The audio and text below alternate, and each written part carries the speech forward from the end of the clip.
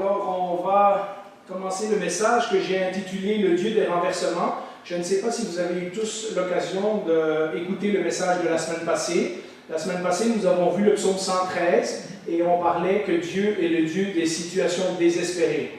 Et aujourd'hui, je vais continuer avec le psaume 114 parce qu'à l'origine, ce sont deux chants qui se retrouvaient dans les psaumes et qui étaient chantés ensemble lorsque, en partie, lorsque le peuple est revenu de l'exil, mais aussi c'est devenu ce qu'on appelle les cantiques des degrés. Il y a 15 chants dans les psaumes qui sont les cantiques de degrés que les gens chantaient en montant vers Jérusalem pour célébrer la fête de Pâques. Et ce psaume 113 et ce psaume 114 font partie des psaumes que Jésus a chantés et que Jésus a chanté le soir de la semaine avant d'aller à sa crucifixion.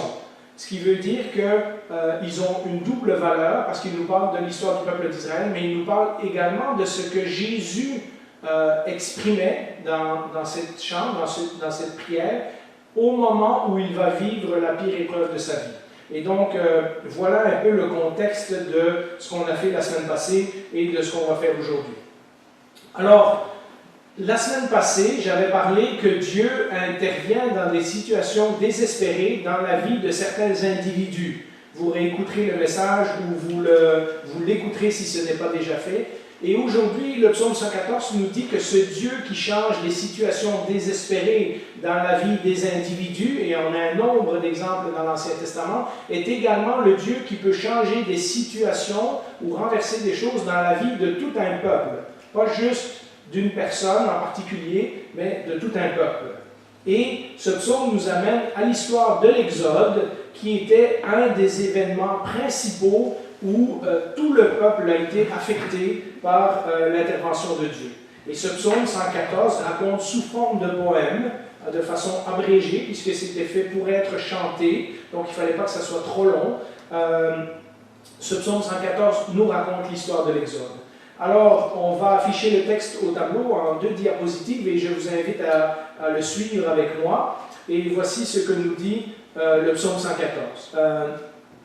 Quand Israël est sorti d'Égypte, quand la famille de Jacob s'est éloignée d'un peuple étranger, Juda est devenu le sanctuaire de Dieu, Israël a été son domaine, la mer l'a vu et s'est enfuie, le Jourdain est retourné en arrière, les montagnes ont sauté comme des béliers, les collines comme des agneaux. Qu'as-tu, mer, pour t'enfuir, et toi, Jourdain, pour retourner en arrière? Qu'avez-vous, montagne, pour sauter comme des béliers, et vous, collines, comme des agneaux? Tremble donc, terre, devant le Seigneur, devant le Dieu de Jacob. Il change le rocher en étang, le roc en source d'eau. Alors, évidemment, c'est sous forme de poème, et si on le lit vite, ça a l'air un petit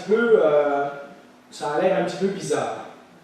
Mais, et c'est mon premier point, ce psaume qui était chanté est un rappel de ce que Dieu a fait dans le passé. Quand le peuple vivait des moments difficiles, une des choses qu'il faisait souvent, et on le fait dans le cantique contre les bienfaits de Dieu, on se rappelle ce que Dieu a fait pour nous. Eh bien, le peuple se rappelait ce que Dieu avait déjà fait pour lui. Et lorsqu'on lit ce texte, eh bien, ça nous parle que le peuple d'Israël était esclave en Égypte. Dieu avait promis à Abraham, Isaac et Jacob qu'il y aurait une bénédiction dans leur famille. Et puis, vous connaissez l'histoire de Joseph. Et tout à coup, la Bible nous dit que quand Joseph est mort, un autre pharaon est venu au pouvoir qui ne connaissait pas Dieu. Et nous commençons le livre de l'Exode, où 400 ans plus tard, le peuple est devenu esclave parce qu'ils sont devenus très nombreux, et les Égyptiens sont devenus très méfiants de ce peuple, et ils sont devenus des esclaves. Et donc, ce peuple qui devait normalement être la famille que Dieu avait choisie pour bénir le monde, se retrouve en captivité dans un pays étranger. Et comparé à des pays comme l'Égypte, qui était un grand empire, ou à Babylone, qui était un autre grand empire de l'époque, ce peuple était vraiment insignifiant. C'était des esclaves dans une des superpuissances de l'époque. Et nous savons que ce peuple a été libéré de l'Égypte, et s'est retrouvé dans son propre pays, qui était le pays que Dieu avait promis. Et quand on lit ce psaume, ça a l'air que toute la nature se réjouit de ce que Dieu a fait. Alors, vous vous rappelez, on a lu, je vous le relis, la mer l'a vu et s'est enfuie, le Jourdain est retourné en arrière. Eh bien, ça, c'est des façons poétiques de dire la mer s'est enfuie, c'est-à-dire quand Moïse a ouvert la mer Rouge. Hein, la mer s'est comme enfuie devant le peuple de Dieu. Dieu arrivait et la mer s'est ouverte. Et le Jourdain, ben, c'est le début du livre de Josué, quand Josué et l'Arche de l'Alliance entrent dans l'eau et que le Jourdain s'ouvre pour permettre au peuple d'Israël de rentrer dans le pays promis. Et donc, nous avons ces versets-là qui font allusion. Et puis, si vous lisez au verset 8, il change le rocher en étang, le roc en source d'eau. Eh bien, ça, c'est une allusion poétique au fait que deux fois dans la Bible, dans le récit de l'Exode, l'eau est sortie du rocher pour abreuver le peuple. Donc ça c'est, vous voyez en langage poétique, ça dit, voilà ce que le Seigneur a fait pour nous. On se rappelle quand il a ouvert la mer Rouge, on se rappelle quand il a ouvert le Jourdain, on se rappelle quand l'eau est sortie du rocher pour nourrir tout, pour abreuver tout notre peuple. Et puis les montagnes et les collines qui sautent comme des béliers, ben, de nouveau, si vous faites preuve d'imagination poétique, vous verrez que des montagnes et des collines qui sautent, ben ça représente un tremblement de terre. Et ça, c'est les tremblements de terre quand Dieu apparaît sur le mont Sinaï et que la montagne tremble et qu'il y a de la fumée et qu'il y a du feu qui sort et que le peuple dit à Moïse, non, non, toi, approche-toi de la montagne, nous on a trop peur, toi, va parler à Dieu, nous, on va rester un peu à l'écart. Et donc, ce psaume est une façon poétique de raconter ce qui s'est passé dans le désert. Et on dirait comme si le psalmiste était un journaliste et qu'il a un micro et qu'il va interviewer la nature et que la nature explique qu'elle s'est soumise à Dieu, hein, que la nature a fait la volonté de Dieu afin que le plan de Dieu pour son peuple s'accomplisse. Et donc c'est comme si toute la création obéissait à Dieu de façon à ce que Dieu puisse amener son peuple là où il voulait l'amener. Ça devrait être la réaction des humains lorsqu'ils regardent au ciel et à la terre. C'est ce que nous dit le psaume 8, le psaume 19 et d'autres psaumes, dans Romains également, dans Romains chapitre 1. Lorsqu'on regarde la nature, on devrait se rendre compte de la puissance et de la grandeur de Dieu. Évidemment, avec les siècles et avec les années, les gens ont oublié. Même le peuple de Dieu avait tendance à l'oublier. Et dans des circonstances comme l'exil, ils retournaient à leur passé et ils se disaient, Dieu nous a déjà libérés d'un pays où nous étions esclaves une fois, il peut le refaire à nouveau. Devant de tels miracles de la nature, on réalise très bien également que ce n'est pas Israël qui est responsable de son propre succès. Israël n'a pas, par la force des armes, ou par la force de son armée, ou par la multitude de son peuple, n'a pas, par elle-même, Israël n'est pas parvenu à se libérer d'Égypte. Israël n'aurait pas pu traverser la mer Rouge, Israël n'aurait pas pu faire ouvrir le Jourdain en deux, etc. Et donc, on voit très bien que c'est l'action de Dieu qui a permis le succès du peuple d'Israël. Et puis, prochaine image, quand nous arrivons dans le Nouveau Testament, nous découvrons que Dieu agit exactement de la même façon avec son Église. Quand nous lisons un petit peu l'histoire de Jésus, nous voyons que Jésus commence tout seul, et ensuite de ça, il se choisit un groupe d'une douzaine de personnes, et ces douzaines de personnes ne sont pas très fiables, ils sont même... après la mort de Jésus, lorsqu'ils ne sont pas encore conscients que Jésus est ressuscité, ils sont enfermés à clé dans la chambre haute et ils ont peur. Thomas n'est pas parmi eux la première fois. Lui n'est même pas avec les autres. Et donc, nous voyons que c'est un groupe pas très fiable. Et petit à petit, le Seigneur les transforme. Et de ces 12, nous entendons dans Actes chapitre 2 que l'Église grandit à 3000 personnes, et après ça à 5000, et après ça ils se répandent dans l'Empire romain, et après ça partout sur toute la terre jusqu'à aujourd'hui.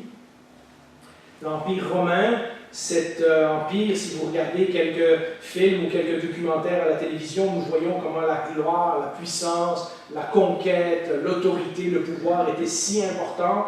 Cet empire va se faire complètement transformer par un groupe de disciples, par des gens dont les valeurs, c'est la bonté, c'est d'être pacifique.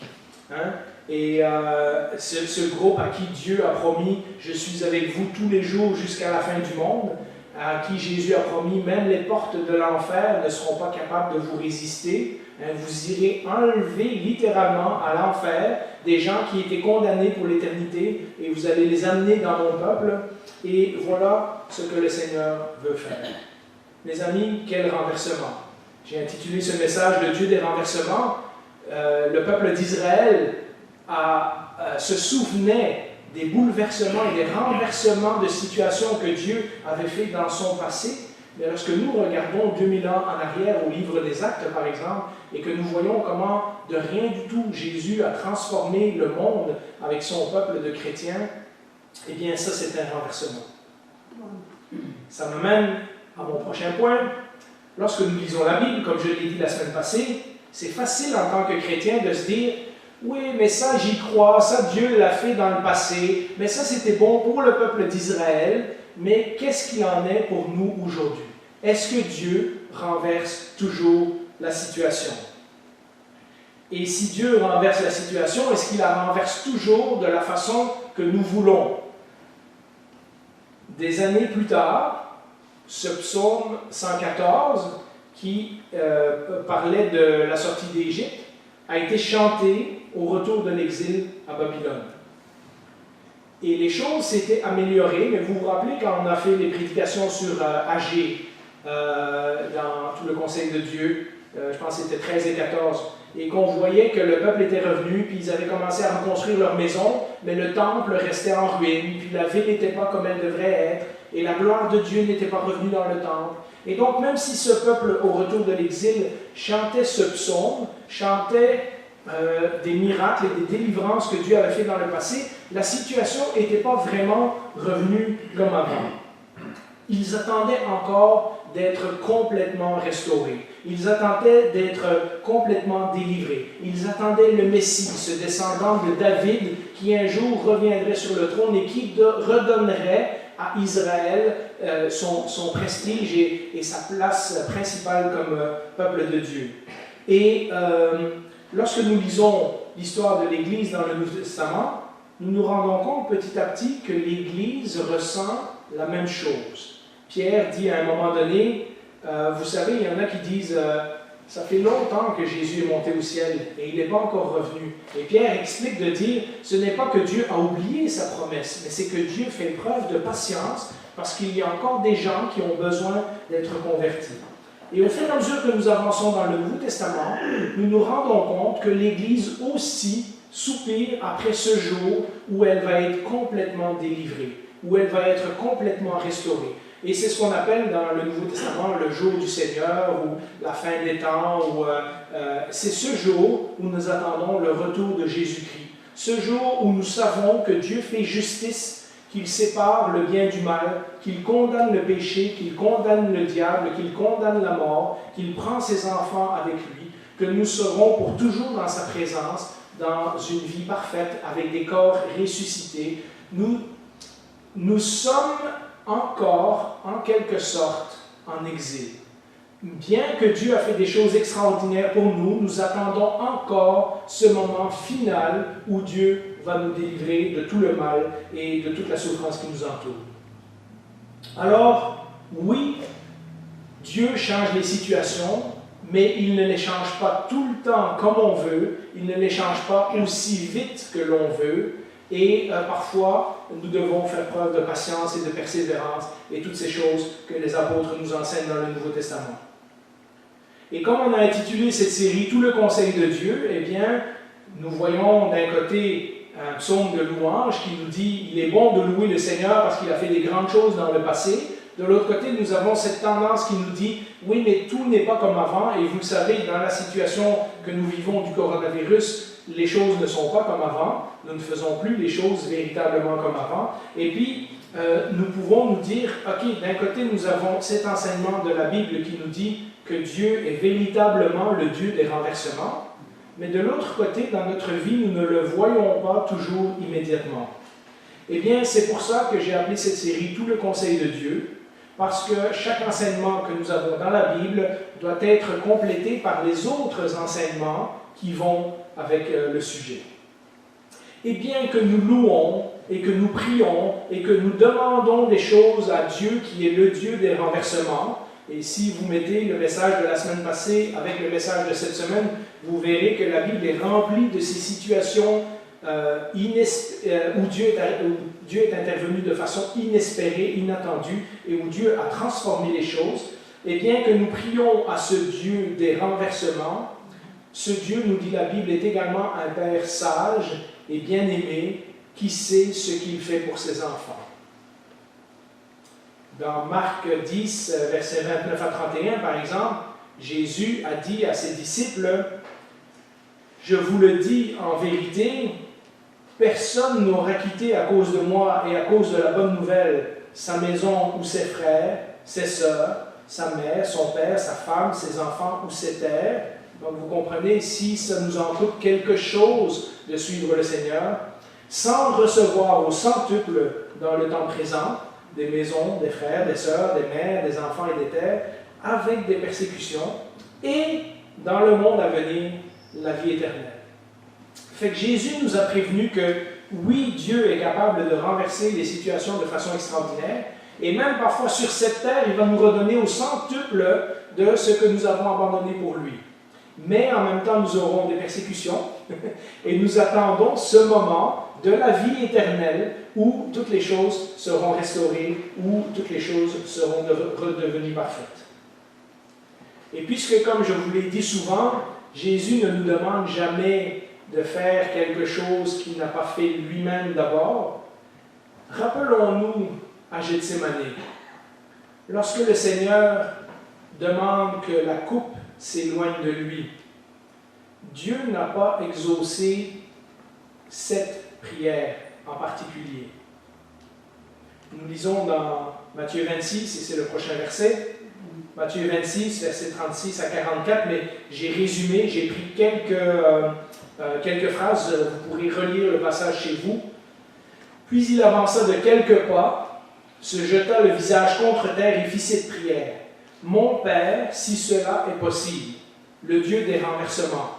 On y croit, on le sait, on l'a lu dans la Bible, on a expérimenté des situations où Dieu nous a sauvés de choses impossibles. Hein? Mon Père, si cela est possible, c'est-à-dire Jésus croit que son Père peut le faire, que cette coupe s'éloigne de moi. Toutefois, non pas ce que je veux, mais ce que tu veux. Hein? Non pas ma volonté, mais ta volonté. Et puis au verset 43, il revint, trouva ses compagnons endormis, car ils avaient les paupières lourdes, et il les quitta, s'éloigna de nouveau et pria pour la troisième fois, j'ai raccourci le texte, donc 3 fois en répétant les mêmes paroles. Donc 3 fois, tout comme l'apôtre Paul qui a demandé 3 fois au Seigneur d'enlever cette écharpe qu'il avait, eh bien 3 fois Jésus prie à son Père et il dit, si c'est possible, si ça fait partie de ton plan, s'il y a un autre chemin, si c'est ta volonté, mais il se soumet à son Père en disant, mais si ce n'est pas possible ou si ce n'est pas ta volonté, si ce n'est pas ce que moi je veux qui est important, c'est ce que toi tu veux. Et donc nous voyons que même pour le Fils de Dieu, le Seigneur a choisi de ne pas intervenir dans cette situation-là à ce moment-là. Mais finalement, nous qui connaissons la suite de l'histoire, que cette coupe que Jésus a dû boire est devenue le plus grand renversement. La mort de Jésus sur la croix est véritablement devenue le triomphe de Dieu sur le péché, sur le mal et sur Satan, et sur la mort. Voyez-vous, ce qu'on apprend dans ce texte, ce qu'on apprend dans cet exemple de Jésus, c'est que les choses n'ont pas échappé à Dieu, dans le sens où il avait envoyé son Fils sur la terre, et puis il pensait que tout le monde allait bien le recevoir, et tout à coup son Fils se retrouve sur une croix, donc Dieu doit patiner pour rétablir la situation. Cette chose, en fait, faisait partie du plan de Dieu depuis le début. Et c'est pour ça que Jésus, en se soumettant à la volonté de son Père, rentre exactement dans le plan de Dieu. Pour revenir au psaume 114, pendant un moment. Le psaume 114, comme je l'ai dit, rappelait la sortie du pays d'Égypte et l'établissement du peuple de Dieu de façon spectaculaire. Vous vous rappelez, au début du livre de Josué, toutes les villes ont entendu parler que le peuple d'Israël s'en vient et ils ont peur. Ils ont peur. Pourquoi? Parce que Rahab dit, on a entendu votre réputation et on sait que Dieu est avec vous. Et donc Jéricho et toutes les autres villes savent qu'il y a un peuple qui s'en vient et ils ont entendu ce que Dieu avait fait avec ce peuple-là. Alors, le peuple d'Israël a été établi de façon spectaculaire. Et dans les temps de trouble, ils chantaient ce psaume pour se rappeler que ce qu'ils vivaient, qui ils étaient, n'était pas dû au hasard, n'était pas dû à leur propre succès, mais que Dieu avait véritablement établi le peuple d'Israël comme son peuple. Et comme je l'ai dit, ce psaume fait partie d'une série de 15 psaumes qui étaient chantés lors du pèlerinage qu'on faisait à Jérusalem chaque année, lorsqu'on allait à la fête de la Pâque. En souvenir de ce jour où le peuple avait été délivré, ce chant était chanté chaque année à la Pâque juive. Et donc, cette fête de la Pâque juive symbolisait la libération de l'esclavage. Et vous vous rappelez, c'est la même raison pourquoi on prend la Pâque aujourd'hui. C'était cet agneau qui était mis à mort et qui était partagé en repas par la famille, mais dont le sang était affiché sur les linteaux des portes pour que l'ange de la mort passe par-dessus et épargne ceux qui étaient dans la maison. Et donc, voilà ce qui était célébré. Lorsqu'on mettait cet agneau à mort chaque année à Pâques, à Jérusalem, eh bien, on se rappelait toutes ces choses-là. On se rappelait tout cet événement où le peuple avait été libéré de l'esclavage par le sang d'un agneau. De même, lorsque nous prenons le repas du Seigneur, lorsque nous reconnaissons la croix de Jésus dans notre vie, eh bien, cette croix devient le rappel et le symbole de la libération de notre péché, de la libération de l'esclavage dans lequel nous étions, et cela par la mort d'un agneau, l'agneau de Dieu, le Fils de Dieu lui-même, son Fils innocent. Alors, vous voyez, tout comme dans le psaume 114, la raison pourquoi le Seigneur ne renverse pas la situation dans le cas de Jésus qui est à Gethsémane et qui lui demande « Est-ce que c'est possible que cette coupe s'éloigne de moi ?» Eh bien, c'était parce que c'était la seule façon que Dieu pouvait accomplir ce renversement extraordinaire. C'était en ne délivrant pas Jésus de cette coupe. En d'autres mots, il a fallu que Jésus meure afin que nous vivions. Et gloire à Dieu que le Seigneur a accepté cette coupe et qu'il l'a bu jusqu'au bout, parce que sinon nous ne serions pas assis ici, en sachant que nous sommes ses enfants et en sachant qu'il nous a préparé la vie éternelle. Alors vous voyez, oui, je peux l'affirmer de tout mon cœur, dans ma vie, mais aussi en lisant la Bible, Dieu est le Dieu des renversements. Dieu peut renverser des situations dans notre vie qui semblent impossibles. Mais il ne le fait pas toujours, et la Bible nous donne dans la vie de Jésus un exemple flagrant de pourquoi Dieu ne l'a pas fait, parce que son plan était plus grand que ce que nous voulions. Son plan nécessitait la mort de Jésus afin que nous soyons libérés. Nous lisons deux textes, un dans Colossiens chapitre 2, versets 14 et 15, en parlant de cet événement de la croix, l'apôtre Paul dira « Il a effacé l'acte rédigé contre nous », donc c'est un acte d'accusation qui nous condamnait par ses prescriptions, et il l'a annulé en le clouant à la croix. Il a ainsi dépouillé les dominations et les autorités et les a données publiquement en spectacle, en triomphant d'elles par la croix. Vous voyez comment c'est extraordinaire. La Bible nous dit que la mort de Jésus, qui normalement est un échec, quand quelqu'un meurt, mais c'est fini, la mort de Jésus est devenue son triomphe et est devenue par la même raison notre triomphe. Le triomphe de Dieu est également notre triomphe. Et dans Hébreux 2, 14, c'est une version paraphrasée de ce texte que vous connaissez, mais je pense que c'est important de vous le lire ce matin. puisque ces enfants ont en commun la condition humaine, c'est-à-dire puisque les enfants de Dieu, on est tous des hommes, lui-même l'a aussi partagé, c'est-à-dire lui aussi, il a été un homme comme nous, de façon similaire. Ainsi, par sa mort, et écoutez bien ça, c'est vraiment, vraiment puissant. Ainsi, par sa mort, parce que Jésus est mort, ce que le monde entier considère comme un échec, puisque Paul dira que la croix, c'est une folie. Tu sais, les Juifs pensaient qu'un Messie sur une croix, ça n'avait pas de sens. Il ne pouvait pas être béni de Dieu. Ainsi, par sa mort, il a pu rendre impuissant celui qui exerçait le pouvoir de la mort. Dieu a renversé complètement les rôles sur Satan. Satan pensait peut-être avoir la victoire en tuant Jésus, et finalement, c'est lui qui perd, parce qu'il perd le contrôle de la mort, c'est-à-dire le diable. Et libérer tous ceux que la peur de la mort retenait leur vie durant dans l'esclavage. C'est un résumé de l'Évangile.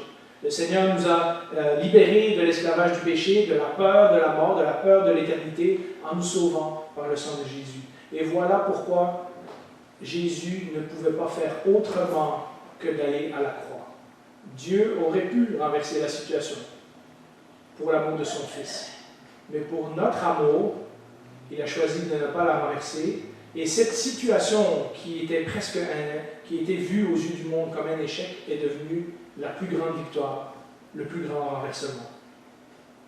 Si je devais le résumer en d'autres mots, dans le sacrifice de Jésus, le Seigneur prend notre condamnation et l'échange pour sa justice. De pécheurs, il nous transforme en des saints. De abandonnés, il fait de nous des héritiers avec son Fils. De esclaves, il nous transforme et il nous rend libres. De personnes brisées, il nous transforme et il nous rend complets. De gens décadents, il fait de nous des nouvelles créatures. De personnes mortelles, il fait de nous des gens qui vont vivre éternellement.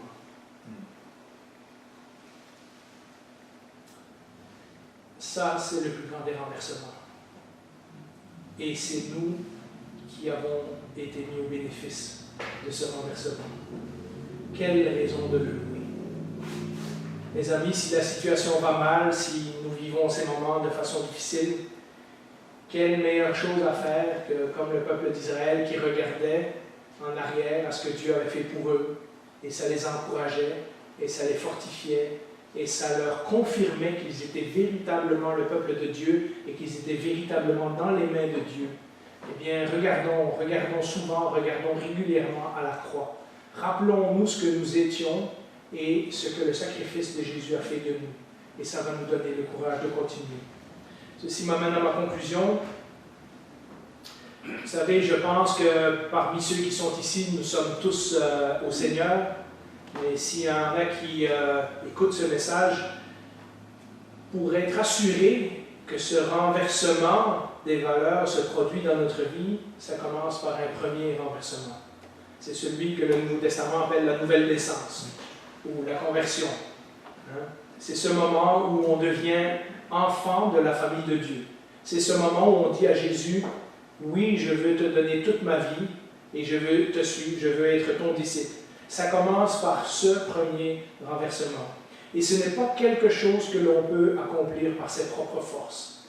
La plupart d'entre nous admettront très facilement que, oui, peut-être nous avions un certain intérêt à la religion, peut-être nous avions un certain intérêt à Dieu, mais si Dieu n'était pas venu nous chercher, si Dieu n'était pas venu nous transformer, si nous n'avions pas eu les oreilles et le cœur ouverts par l'Esprit de Dieu, ce message nous serait passé par-dessus la tête et nous ne serions pas dans sa famille aujourd'hui.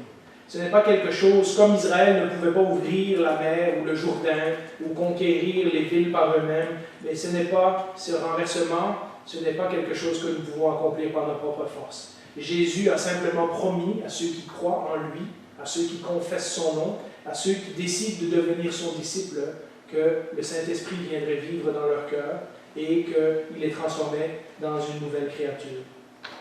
Si nous ne sommes pas sûrs d'avoir fait ce pas, c'est important, dans la prière, peut-être dans le silence de notre cœur, aujourd'hui même, de demander au Seigneur qu'il nous donne cette nouvelle vie. De demander au Seigneur qu'il nous donne l'assurance que nous sommes véritablement son enfant.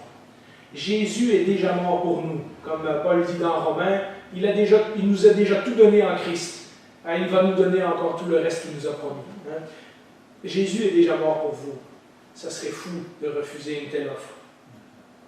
Et pour nous qui sommes chrétiens depuis longtemps, et qui avons, au travers des difficultés de la vie, oublié peut-être ce que le Seigneur a fait pour nous, oublié d'où ce qu'il nous avait tiré, ou peut-être nous sommes submergés par ce qui arrive aujourd'hui, et nous regardons au monde et nous n'aimons pas ce que nous voyons, nous écoutons les médias et nous sommes accablés, nous sommes attristés, nous sommes écrasés, et nous nous demandons, mais Seigneur, quand est-ce que tu vas intervenir? Seigneur, dans la Bible, tu renverses les situations, pourquoi tu n'as pas encore renversé cette situation aujourd'hui? Quand nous sommes découragés, quand nous oublions, mais ne voyons pas toutes ces choses qui nous entourent comme des obstacles impossibles à changer. Le Seigneur a changé les choses les plus graves dans notre vie, notre péché. Il est capable de changer le reste. Nos yeux et par nos forces, oui, toutes ces choses sont difficiles et même impossibles à transformer. Mais lorsque nous redécouvrons en lisant ce psaume, en lisant la parole, en étudiant la Bible, en priant, en prenant des encouragements avec les frères et sœurs, en le chantant peut-être à la maison, en méditant sur les paroles d'incantique, en devenant intime avec Jésus, lorsque nous redécouvrons toutes ces choses qu'il a fait pour nous, qu'il a agi pour nous comme il a agi pour le peuple d'Israël dans le passé, eh bien, nous comprenons que le Dieu dans lequel nous croyons est véritablement le Dieu des renversements, le Dieu des situations difficiles, le Dieu des situations insurmontables. Dans les circonstances que nous vivons aujourd'hui avec ce virus, et vous savez, on lit beaucoup de nouvelles sur comment François Legault et Dr Arruda, etc. Mais je peux vous dire, si vous lisez les nouvelles internationales, vous verrez que c'est partout dans le monde entier que les gouvernements sont perdus.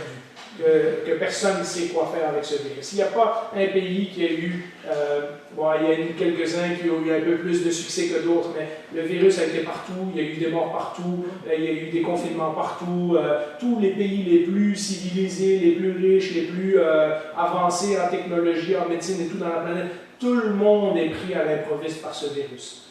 Dans les circonstances que nous vivons aujourd'hui, il est bon de se rappeler que nous devons prier au Dieu des renversements. Priez pour notre ville, priez pour notre peuple, priez pour le gouvernement. Il y a des gens qui continuent de mourir. C'est important en tant que chrétiens que nous intercédions auprès de Dieu. Si c'est ta volonté, que ce virus s'en aille. Si c'est ta volonté, permet que ces gens-là soient épargnés, que notre Église soit protégée, etc., etc. Dieu est capable de le faire. Et Dieu peut arrêter cette maladie très facilement. Mais plus important que tout ça, et ce sont des choses pour lesquelles, en tant que chrétiens, nous devons intercéder, mais plus important que tout ça, nous devons absolument prier que le renversement que Dieu fasse, ce soit le renversement des cœurs. Que des gens se tournent à lui, que des gens se convertissent, que des gens se rendent compte au travers de ces situations difficiles que nous vivons, qu'ils n'ont pas d'espoir s'ils n'ont pas l'assurance de la vie éternelle. Et ce renversement fait absolument partie de la volonté de Dieu. Dieu ne veut pas qu'aucun périsse, mais que tous parviennent à la connaissance, à la vie éternelle. Il y a un nombre de versets dans la Bible qui nous disent que Dieu souhaiterait que tout le monde soit sauvé. Et donc cette prière-là, le Seigneur va l'exaucer. Il y a des gens qui vont être sauvés si nous prions pour eux. Il y a des gens qui vont être sauvés par notre intercession. C'est un Dieu qui peut renverser des maladies, qui peut renverser des situations, mais c'est surtout un Dieu qui peut renverser des cœurs. Et c'est pour ça que nous devons prier, pour que notre monde, pour que notre société, pour que notre nation québécoise se tourne vers le Seigneur. C'est de nouveau quelque chose que nous ne pouvons pas faire par notre propre force, mais regardons en conclusion ce que Paul nous dit dans 2 Corinthiens, chapitre 4. Et de nouveau, j'ai pris un nombre de versets entre le verset 7 et le verset 17. Vous pourrez lire le texte au complet chez vous, mais voilà ce que l'apôtre Paul nous dit. Nous portons ce trésor, donc ce message que Dieu peut renverser votre vie, que Dieu, si même il ne vous libère pas des circonstances immédiates, peut vous libérer des conséquences éternelles du péché et vous donner la vie avec lui par Jésus-Christ. Nous portons ce trésor dans des vases de terre afin que cette puissance extraordinaire soit attribuée à Dieu et non à nous.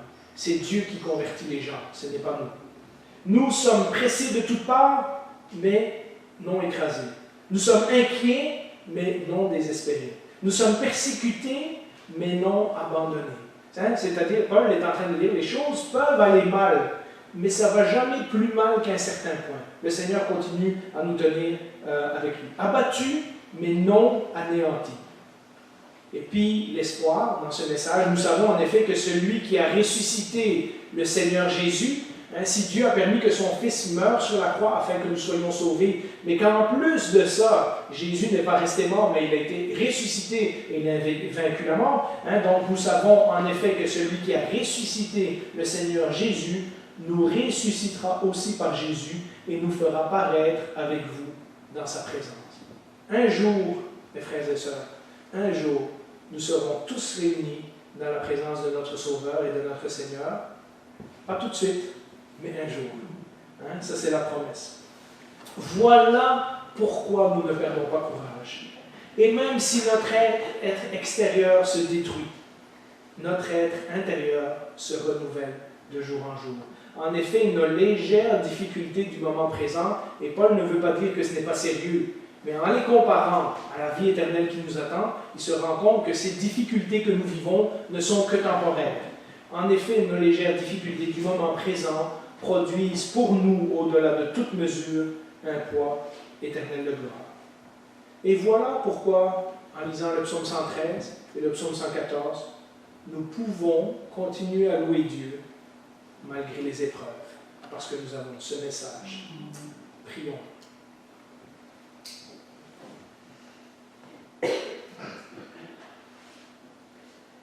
Bien Seigneur, lorsque nous retournons régulièrement à ta parole et que nous nous rappelons ce que tu as fait pour ton peuple, que nous nous rappelons ce que tu as fait pour l'Église, ce que nous rappelons aussi que ce que tu as fait en Jésus, en opérant le plus grand miracle, le plus grand renversement, que sa mort est devenue notre vie, mais qu'en le ressuscitant, tu nous as également donné la vie éternelle.